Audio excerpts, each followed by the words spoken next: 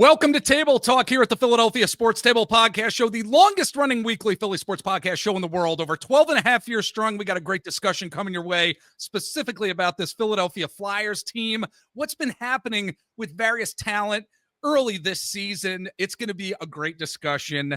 Stick around for it and share our content with those Flyers fans in your world and in your network. I'm Jeff Warren. I'm here with one of my good buddies from BroadStreetHockey.com. Does a lot of great writing over there. Ryan Quigley, my friend, thank you so much for joining us this week. I appreciate you taking the time, my friend. It's always a pleasure being on. Thank you for having me, Jeff. Love coming on and joining you. Absolutely. All right, dude, let's just dive into it here because there's one guy on this team right here who I just want to talk about. I'm so happy he's here, and that's Trevor Zegras. I mean, what a welcome addition to this Flyers team. And I think a lot of us during the offseason were thinking to ourselves, what kind of Trevor Zegras were we going to see right out of the gate? Given that he had seasons in Anaheim where he struggled, there were certainly some challenges with his game out there. Who are we going to see? But this season so far, 13 points through 12 games as of us recording this here. Let's just dive in, man. How do you measure what he has meant to the team thus far this season, Ryan?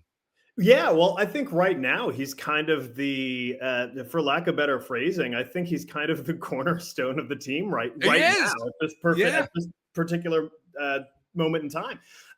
You bring up a good point. A lot of people were wondering what kind of Trevor Zegras are we going to get? Are we going to get Trevor Zegras of the last couple of years where he's been injured and not really playing well and unhappy with everything? And just, you could question his work ethic the last couple of years. Turns out the Flyers are getting the Trevor Zegras from his first couple of years with Anaheim. Yes. Is exactly what you want, because that's when he was electrifying the NHL. That's when he was pulling off the Dishigan and pulling off Michigans and doing all these different things that just brought fans out of their seats. And he's kind of doing that now. Now, granted, he hasn't pulled off Michigan or anything like that, but he's making good, responsible plays. And just, he is playing at a dynamic level. That's a great word, by the way, Ryan. You said responsible.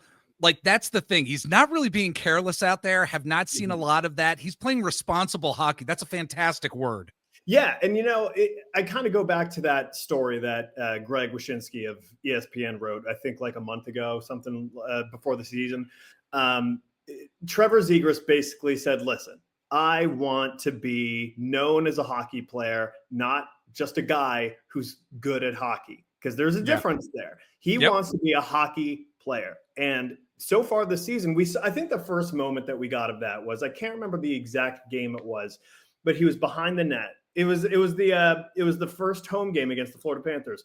He had Sam Bennett and Aaron Ekblad coming at him like a couple banshees. And he just, kind of dances away from him. And he finds Sean Couturier wide open, and it leads to a goal. And it was a beautiful backhand pass. And it's just like, that was the first moment where we were like, oh, wow. Okay. Yeah. That's Trevor Zegras is back. Yeah. And over the last couple of weeks, it seems like he's built off of that. And it seems like he is playing a little bit more responsibly. He's never going to be a Selke candidate. I think we can all agree on that. But it does. We don't need him to be. We don't need him to be. No, he needs, that's the thing, is he is an offensive wizard. And you want to see him leaning into that. And it seems right now he is, but he's also putting in a lot of effort in his 200-foot game as well, which is exactly what Rick Tocchet wants. So it's not going to be perfect, but the effort's there. And I think he's just been such a revelation for the Flyers, especially if he ends up sticking at center, where they obviously need a lot of help. Boy, I mean, that's a huge development for this team. That's a great point. And he's also calling out opponents' awful looking mustaches too. Oh, what a great chirp that was. That's been the best so far. It really has been. He chirps. He loves a good chirp. And I love that. I'm just so happy that he immediately dove headfirst into the Keystone State rivalry as intensely as he did. It was beautiful. Yes. Well, let's now get into a gentleman who we're kind of scratching our heads a little bit with this particular player, and that is Matvei Michkov. And you wrote recently on Broad Street Hockey how he's been playing basically less than 15 minutes per, especially this past week. Really hasn't looked like himself out of the gate this year. Last week, things started to kind of look up for him, but overall, I should say from that overall perspective, it's been a quote down season for him. And some folks are starting to get worried that we're seeing the sophomore slump here, Ryan.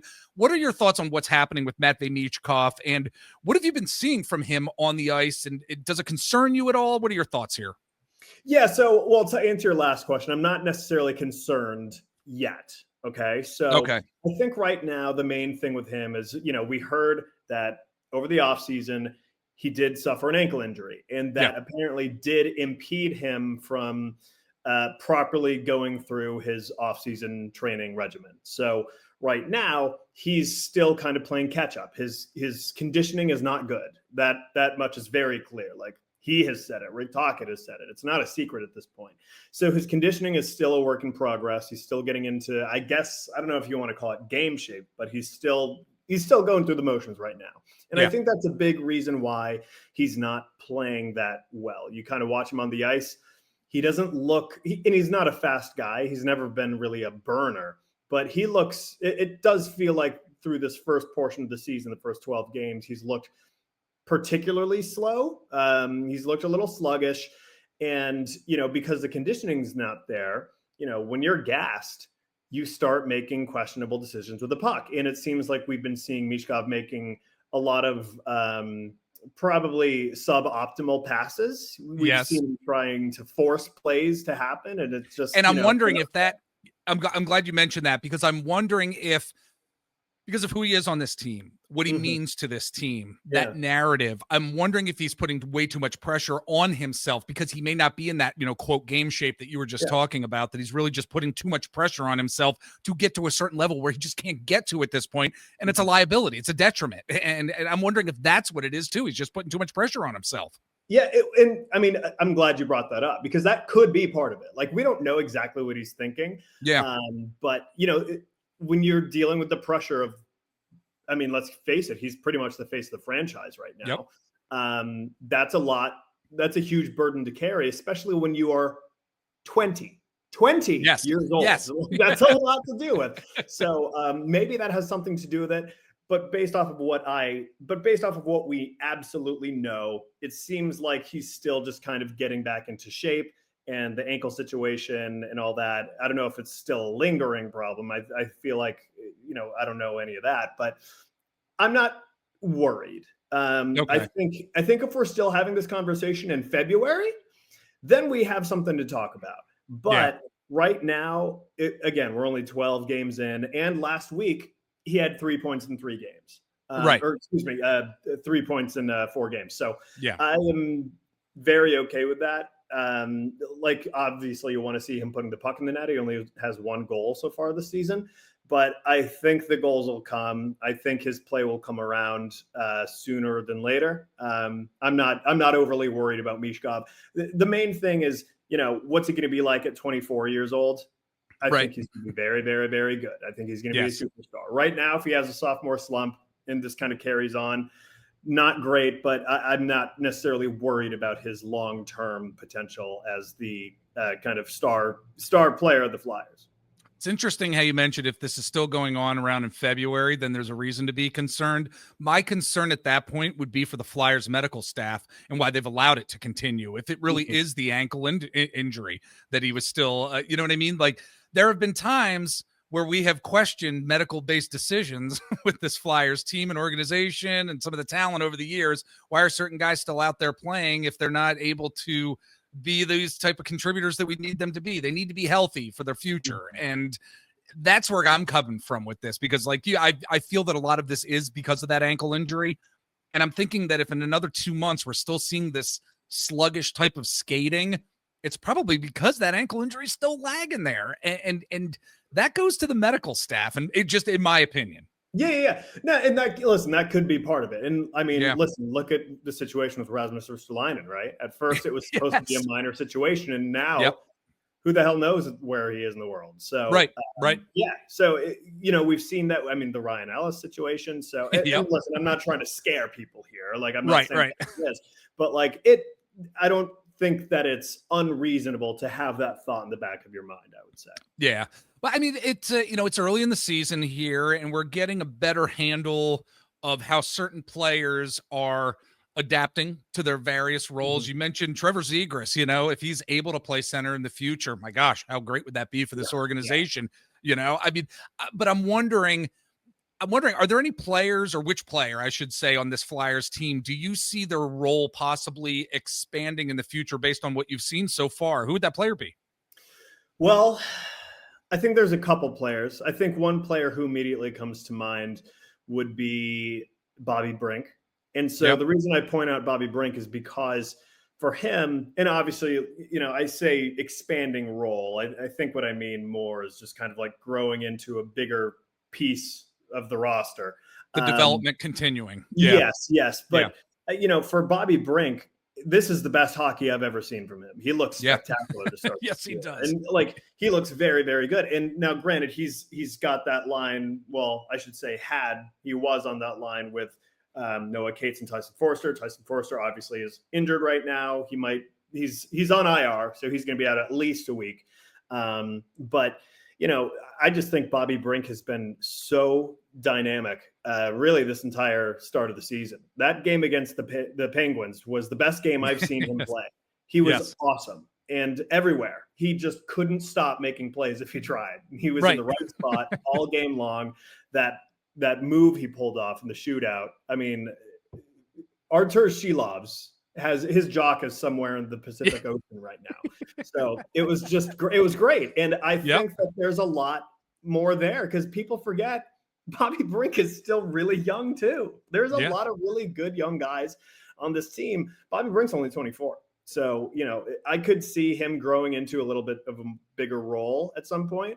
I'm not saying that, I think that he should be put on the first line and they should break up the line with Forster and Cates when Forster's healthy. That's not what I'm saying. But I do feel like Brink is at a point where we're seeing a real coming out party for him, which is awesome. Another guy who I feel like could take on a little bit of a larger role at some point. Now, granted, I feel like this is a little bit more of a long-term view here, but I really, really like Nikita Grabenkin a lot. He's been playing a lot on the fourth line, and sometimes he's been scratched in favor of Nick Deslauriers, who personally I would not put in over Grabenkin because Deslauriers at this stage in his career, he's older, he's slower, he's never been a dynamic player. He's an enforcer, let's be real. And Nikita Grabenkin, he can throw, he's got some hands, but on top of that, from what I've seen over the last, the start of the season and the games that he has played, he can play hockey really, really well. He's got a great brain, great vision, awesome along the wall. I could see him playing, if they decide to give him a shot in the top six, maybe even put him on the power play at some point. I feel like he could be a great net front guy. I really do. I like it. I would love to see that. I would love it. Absolutely. Folks out there, if you're listening to us on whatever podcast platform you're on, what do you think about Nikita? What do you think about Nikita here? Because like PhiladelphiaSportsTable@gmail.com, shoot us off an email, respond to us here about it. We'd love to hear from you. Grabenkin is definitely interesting. He's an interesting piece for sure. And we'd love to hear what your thoughts are in terms of what Ryan was just talking about. So with that being said, we are going to take a break. Ryan, tell everybody where they can find you on the socials out there if they want to connect with you. Yeah, you can find me at Ryan Quiggs with a Z on X. I call it Twitter, or you can find me on Blue Sky. Those are probably the main places you'll find me.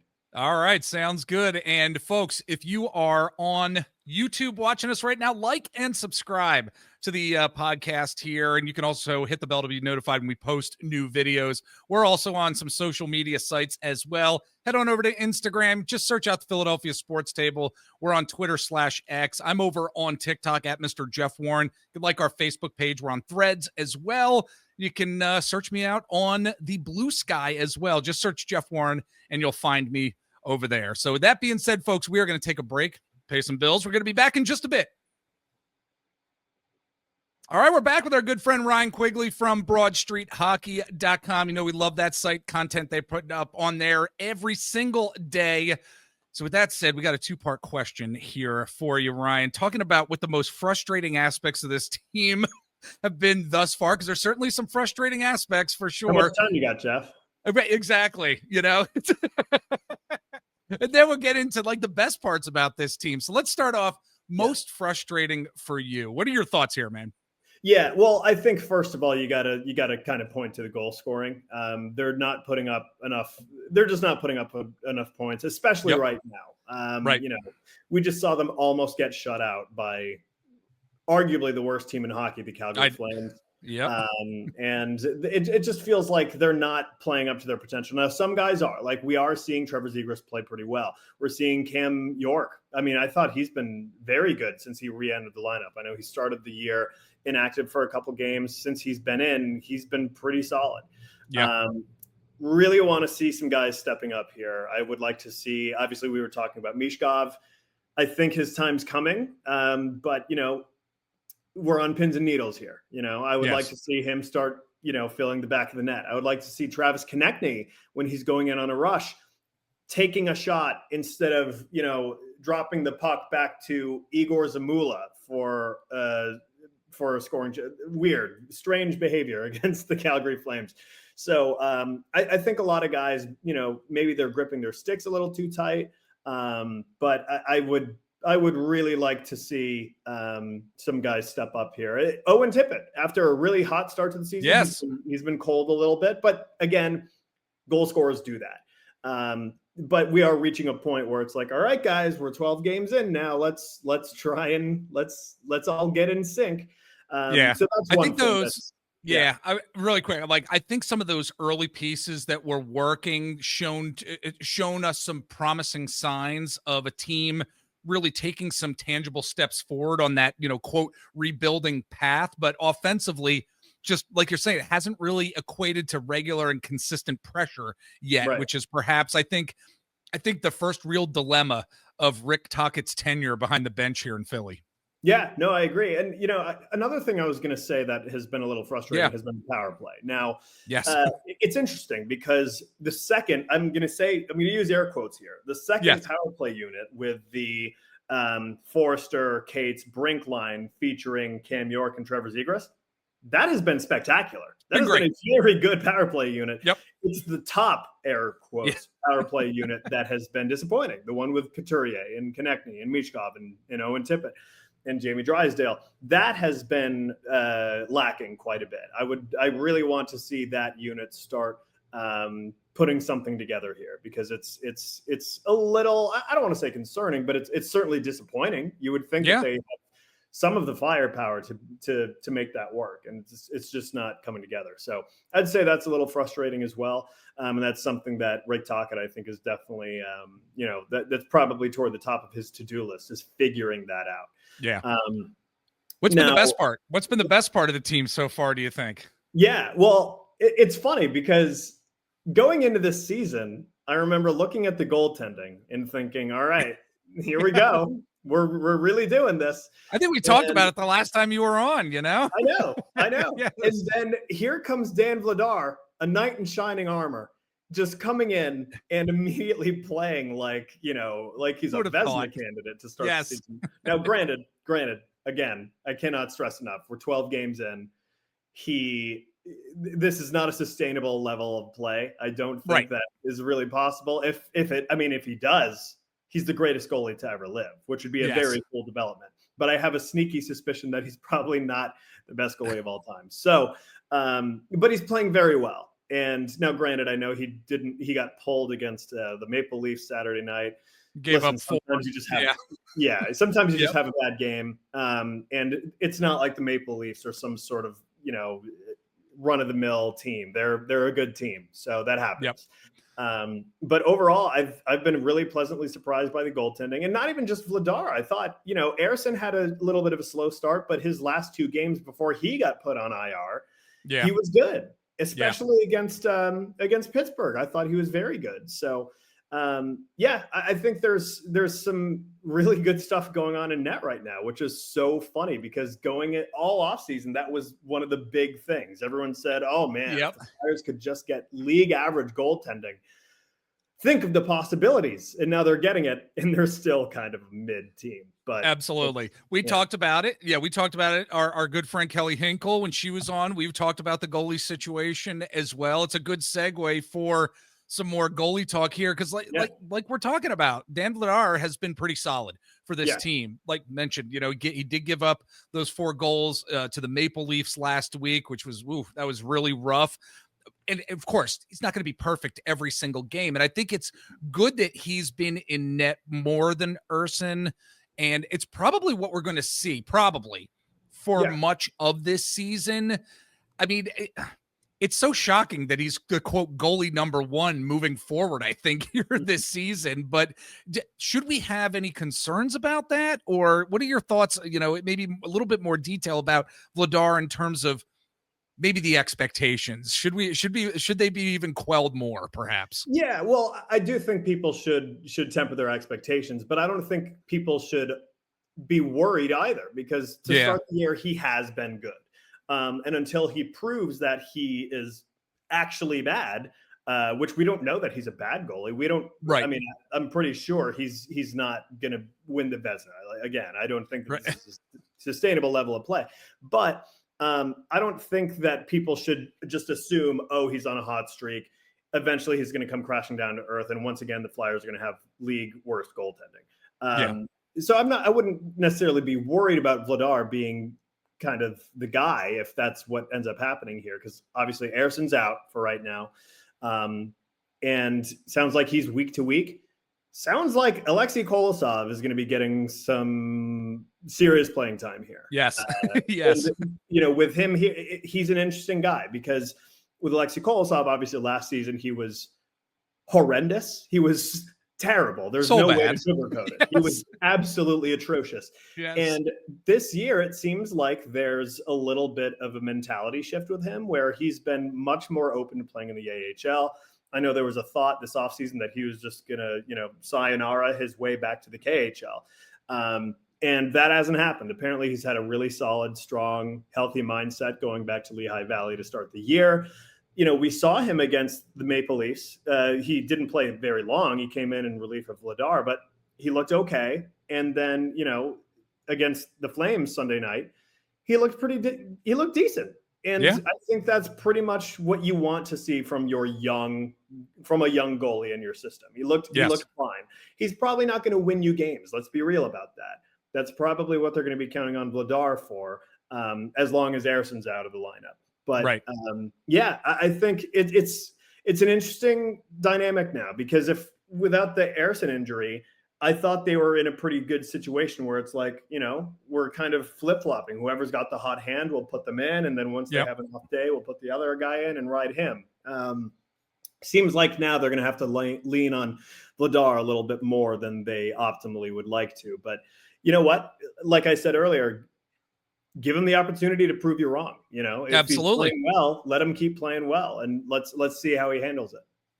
You can't foresee injuries, and of course, nobody could foresee Sam Ersson being on IR.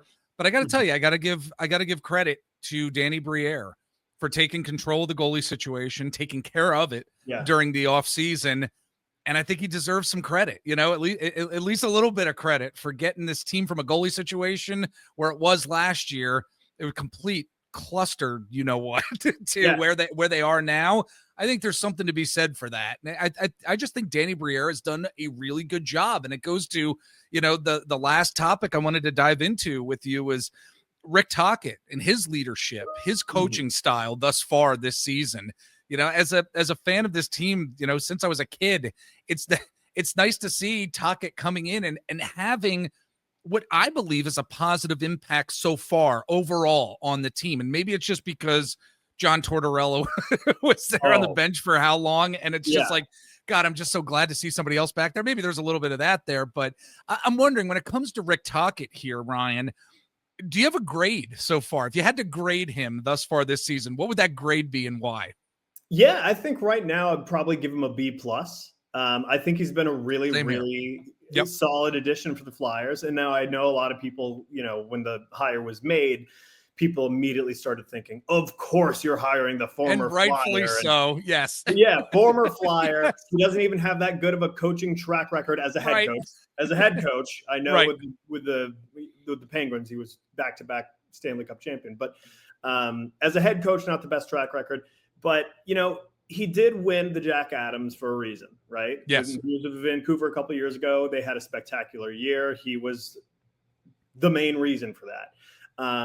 And, we're seeing him come in for the Flyers. And, granted, the last couple games have been bad. They were clunkers. The last one in particular was horrible. And he was very unhappy about it. He sounded off after the game and basically said, our guys need to be better. Like, he was critical of the players. Yeah. Very critical. Yeah. Which good. They deserved it. They played horribly. What do you want to do? So call it like you see it. But I thought overall, these first 12 games, I'm pretty happy with what I've seen. It seems like I don't think it's a coincidence that a lot of these young guys are on pace to have career years so far. Like you look at Tyson Forster looks like a different player right now. Absolutely. Now, pre-injury, he was looking like a different player. He looked very good. Bobby Brink is playing the best I've seen him. Noah Cates is on pace to pretty much set career best in every major statistical category. Yep. Sean Couturier looks like Sean Couturier again. Jamie Drysdale looks spectacular. He's not putting up a ton of points right now, but he looks visibly more confident, more comfortable on the back end. I just think that a lot of those, you ask what's the difference? Coaching. I really think coaching is a huge thing. Cam York. I mean, so many guys on the team are playing legitimately well right now. Now, granted, some aren't. Michkov, we talked about him at nauseum. Travis Konechny not having the best start, but I think the young guys I think are playing pretty well, and I think you have to give Tocchet a little bit of credit there. Now, one thing I'll also say is, he does make some questionable lineup decisions at times. I referenced a little bit earlier. He likes to put in Nick Delorier over Nikita Grabankin at times, which I personally would never do. But let's not act like questionable lineup decisions is a unique thing to Rick Tocchet.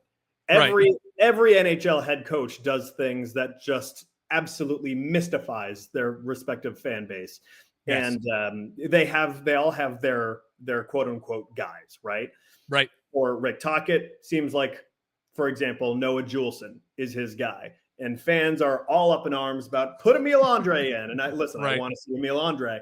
But he loves his Noah Juleson, man. And he's sticking with him. And that's not to say that Emil Andre won't play again. It sounds like he probably will relatively soon. But that is a knock on Rick Tocchet. But at the same time, like I just said, it's not a unique problem just to him. It's something that every NHL head coach does.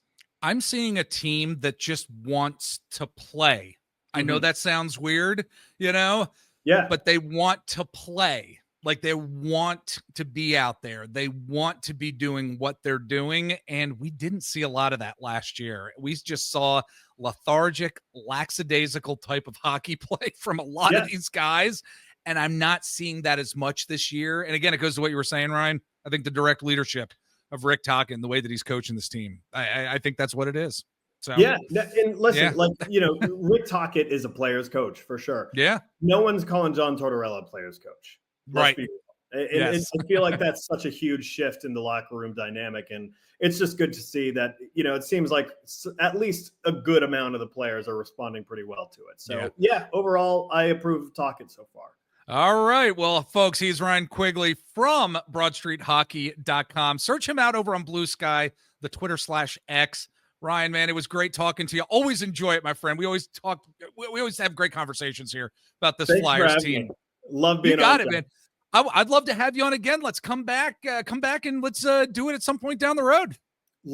Jeff, I'm telling you, give me a call. I have alerts for you. So my gosh, you're special. So whenever you're ready, I'll be back for you. All right, folks, that's going to do it for us here on Table Talk. We'll catch you next time.